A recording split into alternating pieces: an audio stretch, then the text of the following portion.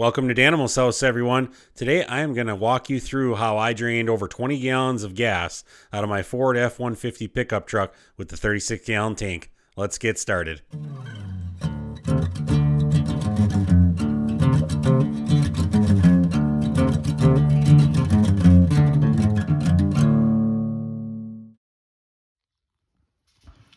Alright guys, I'm underneath here and I'm just looking at this little connection here. This looks like it's coming straight from the tank. And I got this big long gas tank here. Goes the whole length of the truck. And you know, there's a line right there. I mean, it says fuel over here. You can kind of see the little tags. It says fuel. So I'm assuming the fuel pump is right back here. And you know, that connection right there is connected to the tank. I'm hoping not just vapor. I'm hoping that's good. It's going to be on the top. So I'm thinking if I open it up, the only thing that's going to come out of there is going to be whatever fluid is in the lines. And then it won't actually drain unless I get it going below the level of the tank. So we're going to see how this goes. Wish me luck. So I just stuck my screwdriver in this end right here. And I wiggled it around a little bit and that little end popped out. So that's good news. I'm going to get that popped apart and we're going to see if that hose comes apart. All right, I'm back. I got a face full of gas. All right, don't do this with candlelight and don't do this when you're not ready for what's going to happen. So that line was under a little bit of pressure. As soon as I got that apart, it sprayed.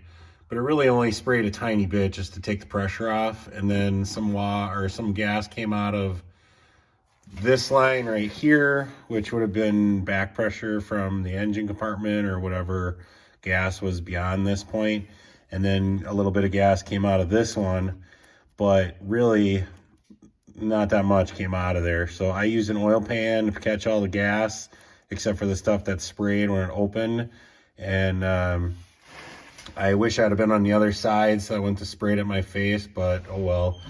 Chance you take again. Like I said, don't use candlelight, and if your exhaust is hot enough to ignite gas vapor, probably don't want to do that. So I'm going to go with a voiceover here for the rest of this because I don't have the right footage to share with you. First of all, what you're looking at right now is a brake line bleeder system that hooks up to an air compressor. And by blowing air past whatever contraption is on the top of there, it creates a negative pressure on the hose that little clear tank is attached to. So normally it's used for bleeding brake lines, but in this case, it created a negative pressure for me. What I figured out when I got that line open is I figured out that if I sucked on that hose, I could get gas to come out. But as soon as the negative pressure stopped, it basically quit draining.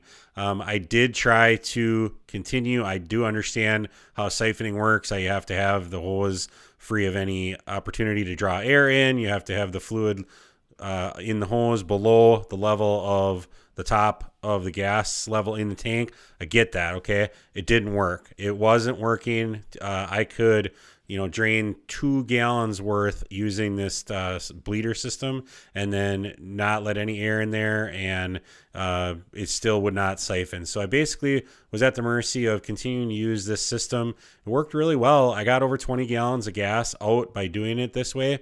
I basically could fit about maybe a third of a gallon in each one of those containers. And it took me less than 2 minutes to fill up that container. So I just went through the process of continually drawing that gas out. If you're wondering why I want to get the gas out of the tank, I've got a dyno scheduled for a couple days from now. And I want to run that dyno on E85. I decided kind of, last minute that I wanted to run that dyno on E85 gas instead of the 93 octane that I'm pumping out here. And I just was trying to come up with a good system. Those of you that work with dyno appointments, sometimes, you're at the mercy of when they can get you in. And I just kind of want to get this figured out. I've had this appointment for a couple weeks already. So this is pretty much the only way I could figure out how to do it. It did work for me. I got kind of a face full of gas and, got gas on my sleeves and, otherwise kind of, did a lot of screwing around with the process. It was after midnight by the time I made my way, out of the garage and up to bed. But it taught me something about the truck. It wasn't that bad, and in the end result was I got the gas tank empty, which was my goal before I started the project. So hope this helps you guys. I did not have any luck trying to siphon the gas using conventional methods. I could not get the hose down into the gas tank. I tried 4 different types of hoses. I tried every which way I could figure out to try to turn and cut and different things. Just not happening, which I love. I love the fact that Ford made it very difficult to siphon gas, because we can fit $175 worth of gas in these tanks nowadays for $4.50 or $5 a gallon with these prices here in 2022. So anyway, guys, I hope this helped you. If you liked the episode, don't forget to click for me. And if you haven't already, please subscribe. Otherwise, I'll see you on the next episode of Danimal's House.